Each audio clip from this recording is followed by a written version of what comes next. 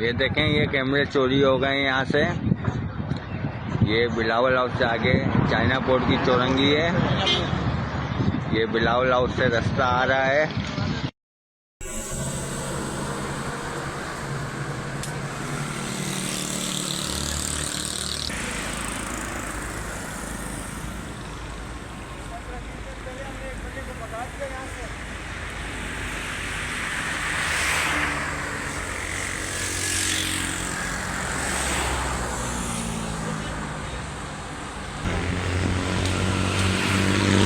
अच्छा,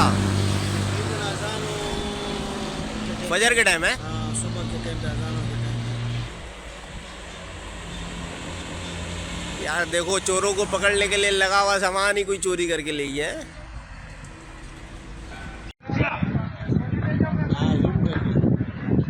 ये देखें, ये कैमरे चोरी हो गए यहाँ से।